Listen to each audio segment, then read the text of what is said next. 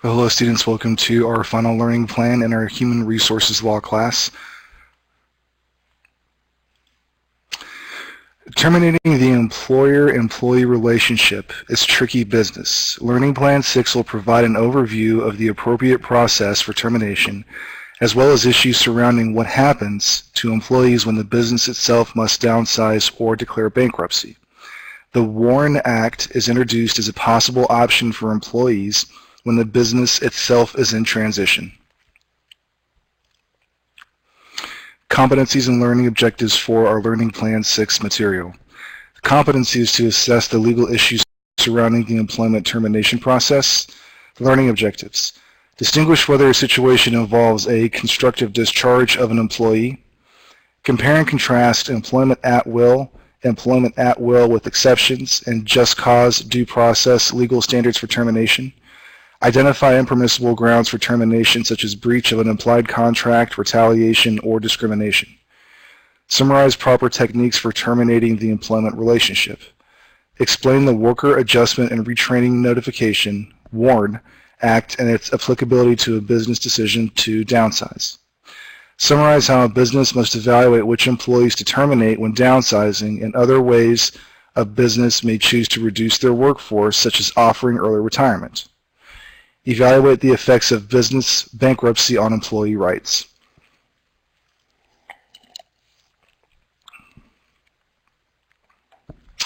So the assignment is a reflection paper, and I've received a few emails about this. So I provided this guidance. I emailed it out, I believe, to you all last week, but I'm going to go ahead and reiterate it and discuss it here in this seminar introduction. The directions. Using the Harold D. Buckingham Graduate Program mission and goals as a framework, write a short paper discussing how you have achieved at least 2 or more, if you want to, of the goals and how your participation in this course has fulfilled the mission of the program. Your response should be 300 to 500 words and should be a personal reflection and opinion along with personal examples. This assignment is a course reflection on what you have learned. Submit your paper to the LP6 Reflections Dropbox no later than the last day of the course. The goals are the course objectives, and I outlined those in the beginning of all of these seminars. You're free to reference those in those previous seminar recordings or the attachments to the news items where I provide the PowerPoint here as a PDF file. The course objectives are also found under course content, then go to the table of contents and go to the syllabus.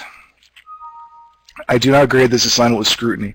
All I'm looking for is that you've thought through how you've achieved at least 2 of the course objectives and how your participation in the course has fulfilled the mission of the program. Example, or that is learned how the theory that we, I wrote that incorrectly, in other words, learned how the theory that we have learned in our class is applicable to the real world. So your participation in this course has fulfilled National American University's objective to have the student understand and apply the theory to a real-world scenario. And many of you have already met this easily in the discussion boards. I think every one of you have provided an example where you a post in discussion where you applied what we were studying to something you'd experienced in your job. So that right there is usually what students use. This is not meant to be difficult. Really, again, I'm incredibly leaning on this paper. I'm looking for the content and your thought process. Again, follow the guidelines. Okay, 12 times, 12 times New Roman font,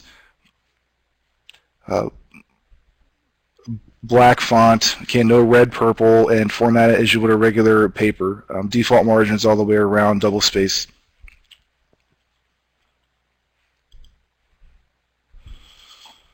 Okay.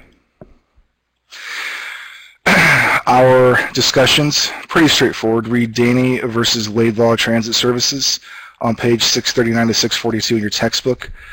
Post your answers to questions 1 through 5 found at the end of the case. Do you agree with this decision? You can support your answer with additional cases or research if you wish. I'm going to discuss this case as the substantive portion of this seminar. Discussion 6.2, using the university's online library resources, locate at least one current article discussing legal topics of employee rights when the business goes through downsizing, and WARN. Discuss how WARN impacts human resources management. You have the keyword, WARN. You also have, well, that's the acronym, WARN, but what it stands for, you have that as well. So just do a simple keyword search and you will easily find articles related to that. The last one, discussion 6.3, is fairly common as we've had throughout the quarter. Read chapter 18, chapter question 6, which is the smoking fact pattern on page 675. Answer the question in the fact pattern and discuss your reasoning supporting your position with additional research or articles if you wish. Then you read chapter 19, question 13, the restrictive covenants fact pattern on page 720. Same thing, answer the question in the fact pattern and discuss your reasoning supporting your position with additional research or articles if you wish.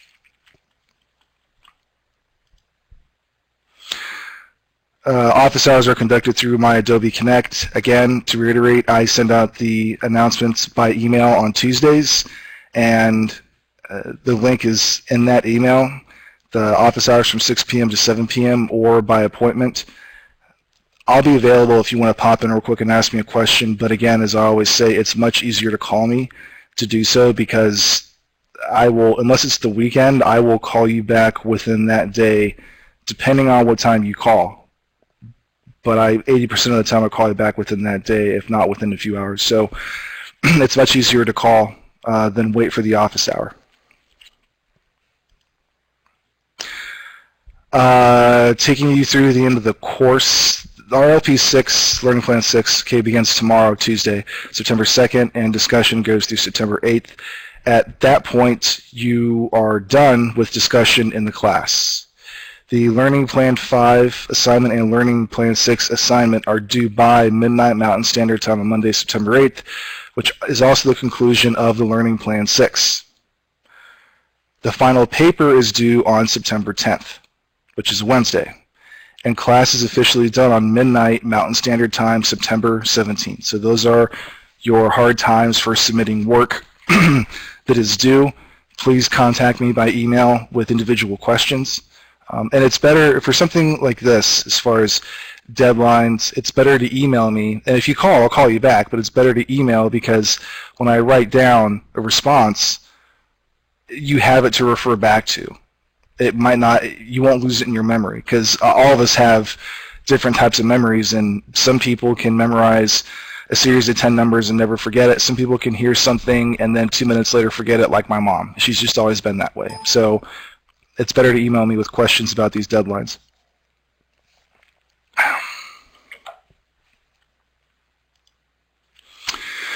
So let me talk about Danny versus Laidlaw Transit Services. Let me give you a quick holistic approach. This is out of Washington State, and Washington State is socially progressive, as is Oregon. Those that are more conservative will call it a liberal state. And so you say, well, why is Washington State progressive, more socially progressive? Well, last year, the city of Seattle passed, well, they raised the minimum wage to $15 an hour. Okay, I believe they're the first jurisdiction to do so in the country. They also legalized the recreational use of marijuana, and a certain amount could be purchased at one dispensary or one store, and I'm losing the numbers on that, but Colorado and Washington State both passed those laws, and Washington State tends to govern itself with the idea of putting people first, and that, it's the best way to explain this. If there is a consensus or a strong majority that wants to get something done, such as raising the minimum wage or legalizing marijuana, it would obviously, okay, you may say those are good or bad things, but it's not as if the citizens are looking overwhelmingly to legalize the use of crack cocaine. Okay, these are issues that have been in debate for the better part of 40 years now. Then they do it. They go and they pass the law, and they're not as hesitant to comport with federal law mandates or to have a flourishing debate over a number of years, as many other states are, such as Florida. So they're more socially progressive. And that's why this case is in your class text.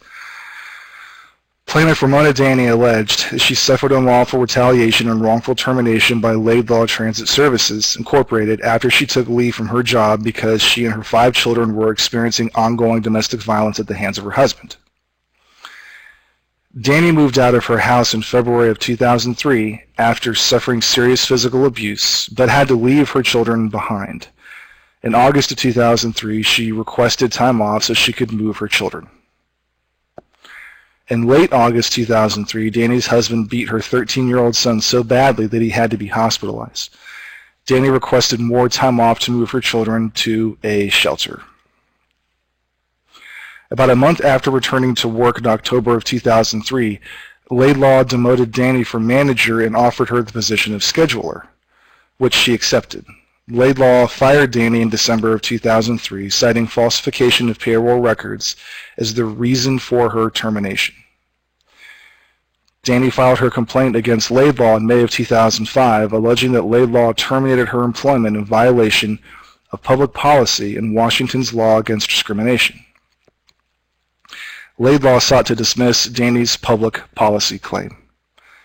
The district court asked the state Supreme Court to answer the question of whether the state had established a clear mandate of public policy prohibiting an employer from discharging at-will employees who take leave from work due to domestic violence. The court reformulated the question to ask whether the state of Washington had established a clear mandate of public policy of protecting domestic violence survivors and their families and holding their abusers accountable. The court answered yes. So you see the court reformulated the question from a very specific question provided by the district court to a more general question. So the district court asked the state Supreme Court, does the state have an established clear mandate of public policy prohibiting an employer from discharging at-will employees who take leave from work due to domestic violence? That's a very narrowly tailored question. And the Supreme Court of Washington got that and said, okay, that's a little too specific, because if we say yes, there is a public policy mandate that prohibits employers from discharging at-will employees for domestic violence purposes, or those that are undergoing domestic violence, then that established a precedent that, how do you define domestic violence? Is it one incident? How many incidences is it? What's the interest of the employer as if it's an ongoing issue and the employee cannot work? Does that guarantee that the employee gets his or her job back when the domestic violence issues are resolved? So it opens up numerous questions on definitions and at what point, what the responsibilities of the employer are under the law, and if there are any concurrent responsibilities of the employee who is experiencing the domestic violence to the employer. And the court didn't want to go there. The court wanted to make it a broader question and said, does the state of Washington have established a clear mandate of public policy of protecting domestic violence survivors and their families and holding their abusers accountable? And the court answered yes. And what the court answered had nothing to do with the original question involving an employer and an at-will employee. Again, if you look at it, it's almost, the Supreme Court of Washington, it's almost nonsensical. Like, they felt as if they had to put a statement out and reaffirm its commitment of the state to protect domestic violence survivors and prosecuting the abusers. But every state has that mandate already through domestic violence laws. So they totally avoided the question and put this statement out.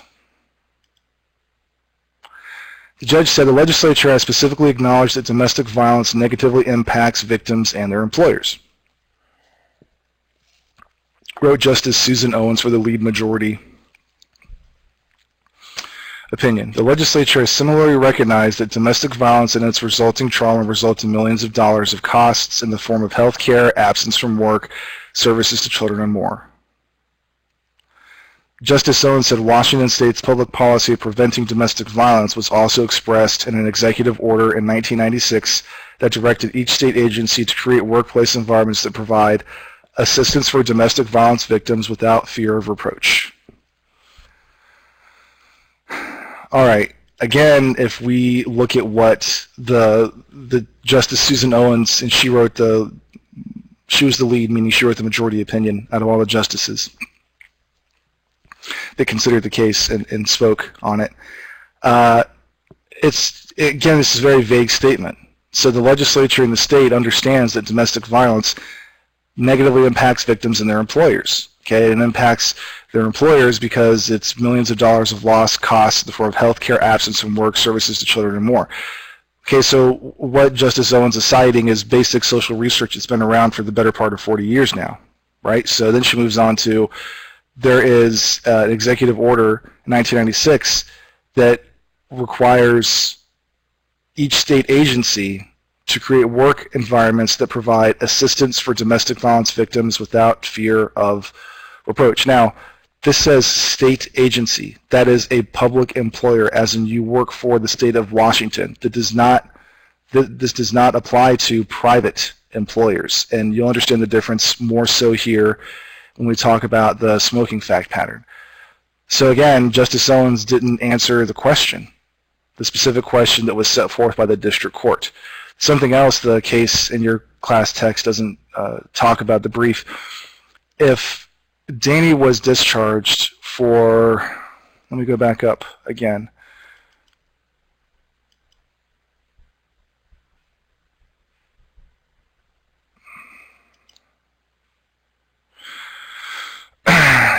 Laidlaw fired Danny in December of 2003, citing falsification of payroll records as the reason for her termination.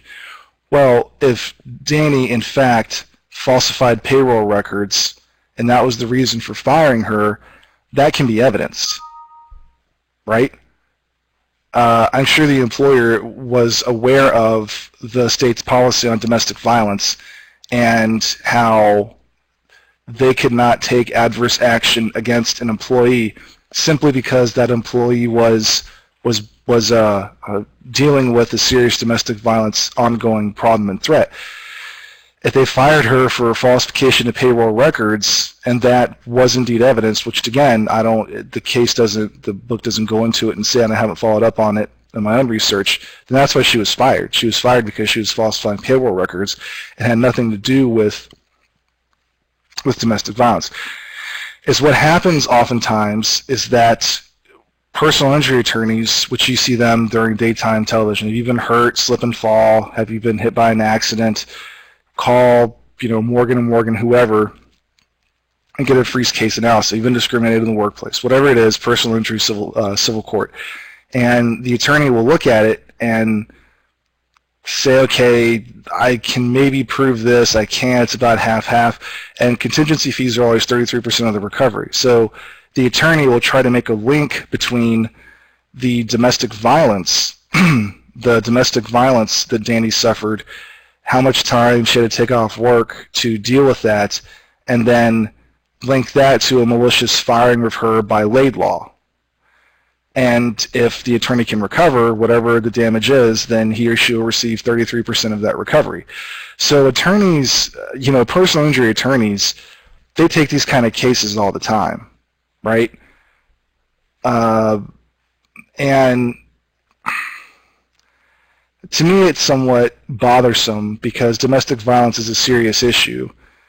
And if, in fact, Danny was fired for falsification of payroll records, then that has nothing to do whatsoever with her or her employer's role in her taking time off work for domestic violence issues.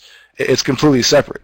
So why the attorney tried to tie that together, it makes me suspicious automatically. Now, if she had been fired for other reasons, and the typical one, as you saw in the National Labor Relations Board versus Smithfield case, you had this older lady who she was 61 and So apparently she threatened a man in his 20s, and so she was fired for that. And then there was another employee who was fired for showing up to work late. And when that was investigated, it was revealed that other employees have been given numerous warnings, like beyond how many times the employee showed up late that was fired. So that can reveal discrimination and bias and prejudice and whatnot. But that's also a very passive way of doing it, an interpretation of a policy. If payroll records are in fact falsified and that can be proven, that's a cut and dry case. It's not really going to matter what the situation of the person is, where they're situated at in society. If you want to read the history that was used to establish the public policy in Washington State, you can see page 640 in the class text, but I'm not going to go into it. It's interesting, but it's too much to go into for this seminar, for a brief seminar. So next is the smoking fact pattern, which is the first fact pattern to be answered in our 6.3 discussion.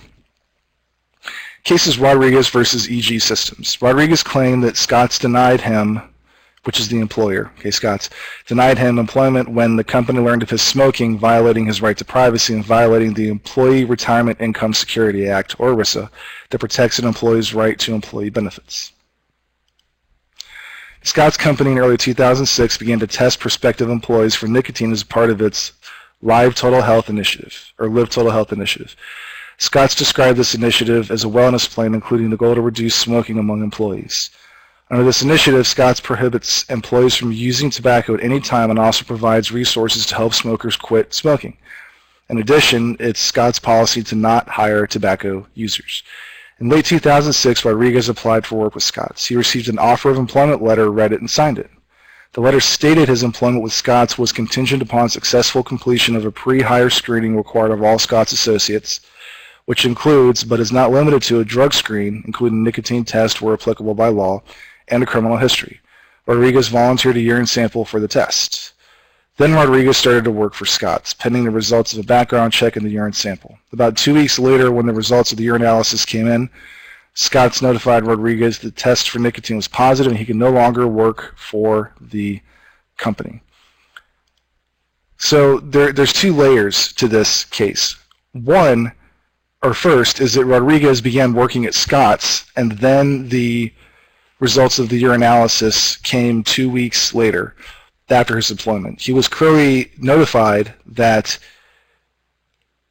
employment with Scotts was contingent upon successful completion of a pre-hire screening required of all Scotts associates, which is limited but not, which includes but not limited to urinalysis check for nicotine, or cotinine is the actual substance that's being tested for, and then urinalysis or blood, if blood is required, and drugs. So he knew, he signed the letter, he understood that, and he continued to use nicotine, and then once the results came back, he was fired. Now, this is a pretty easy case, isn't it? If Rodriguez understood that him keeping or getting the job and keeping it was contingent upon a successful urinalysis that screened for substances, and he failed that urinalysis, then he thereby forfeited his job.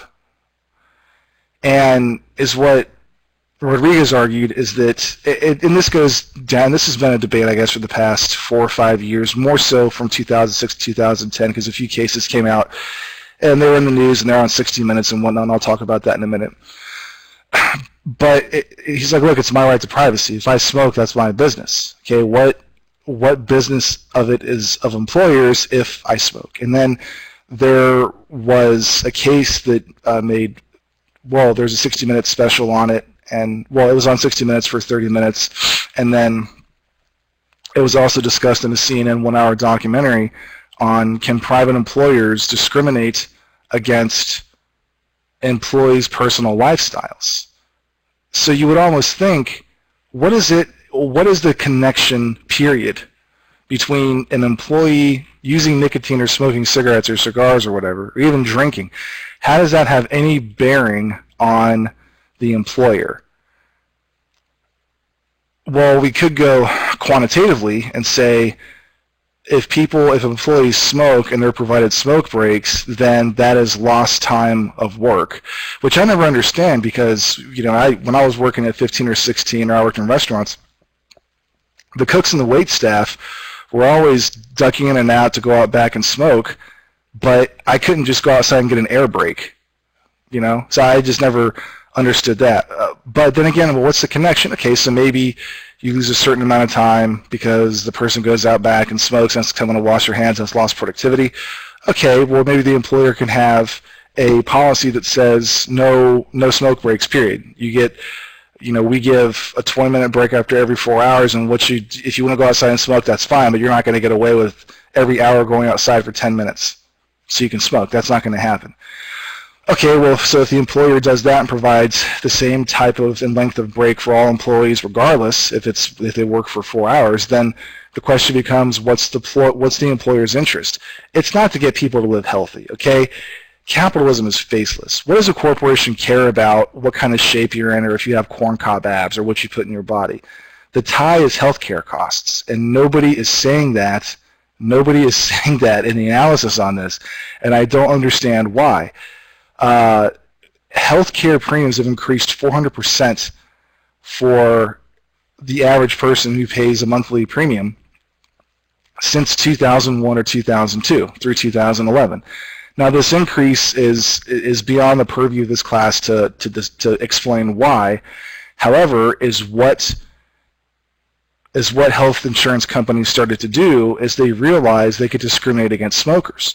So they could charge way more in premium for smokers, stating that, well, if somebody smokes, they're this much more likely to have health issues and blah, blah, blah, so it's going to cost us more as the insurance company. And so if the employer provides health care insurance to the employee as a benefit of employment, then the insurance company is going to charge the employer more for the health insurance of the employee who smokes.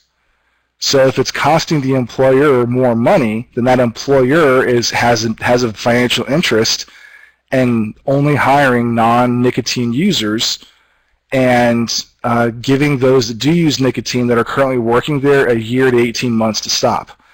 And that's what an employer did. I think it was out of Michigan. The employer started getting hit with I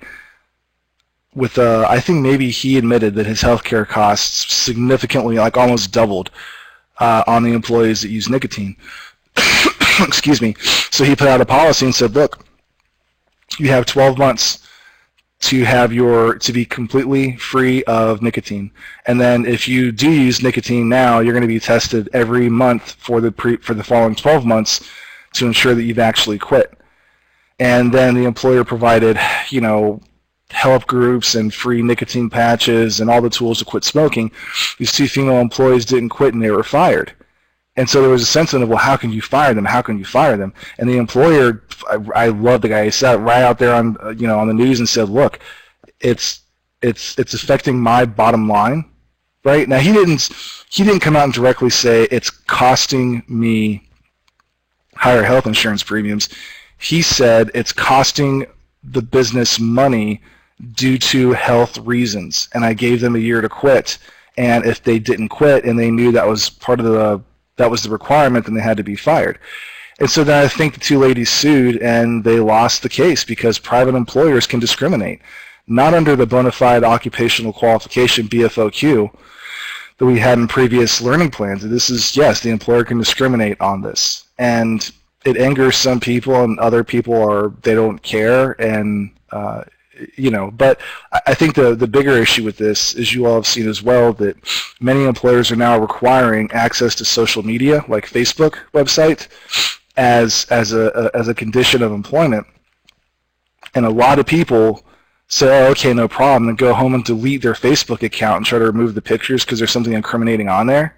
And then there are companies that specifically have ways to access everything that was ever tied to your name, period, whether it was deleted or not. And so the employer can still put in a request and get that information.